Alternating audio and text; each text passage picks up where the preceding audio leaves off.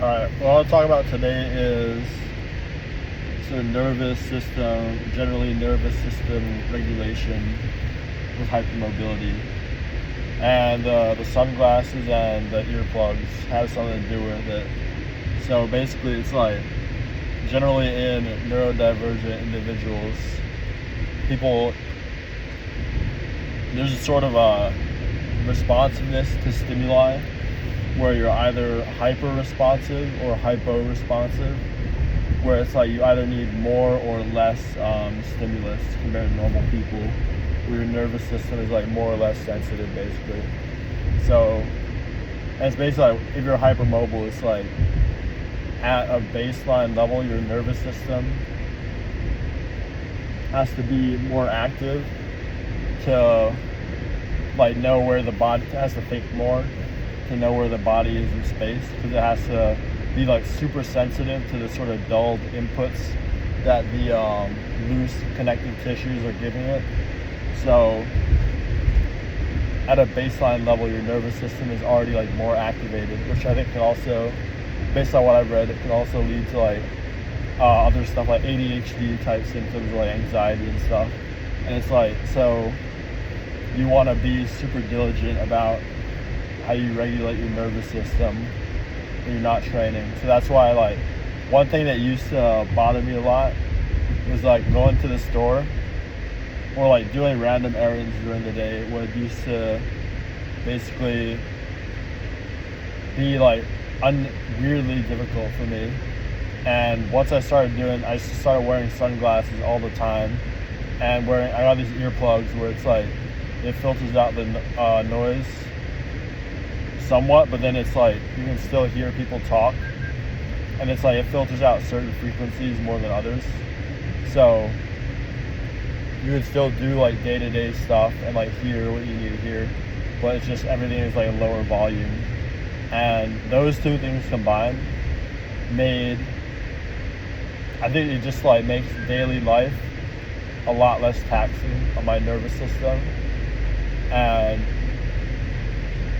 I think that'll probably improve my recovery capacity in training as well, where it's like, since you only get so many recovery points, you can say, in a day,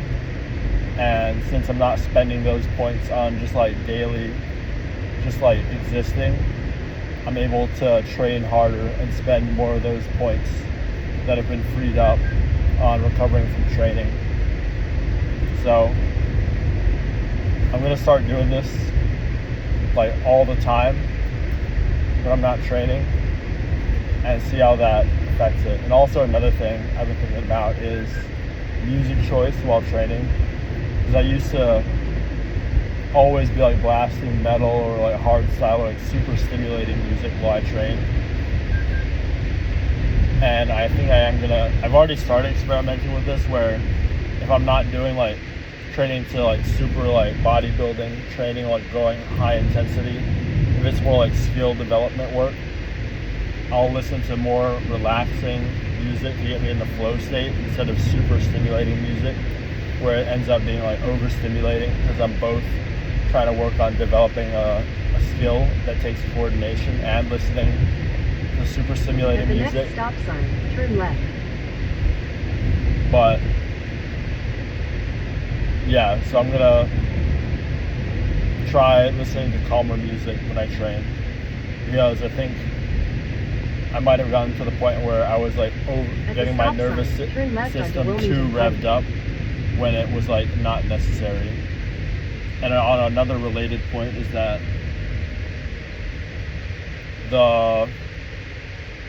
on the podcast that will probably be out later today, where I talked with Stasi, a hypermobile kickboxer, we both had very similar injury history, where it was like we were basically training super hard, ignoring pain signals, and then developed overuse injuries. And I think that kind of tracks with how that reduced proprioception, which is basically indirectly is a higher pain tolerance, where it's like, it's not only that we were probably we had that hyper focus that caused us to ignore the pain signals our body was telling us, but also that the pain signals themselves were not as strong compared to in a non-hypermobile person, which likely contributed to the overtraining injuries, overuse injuries. So those are all very interesting things to account for.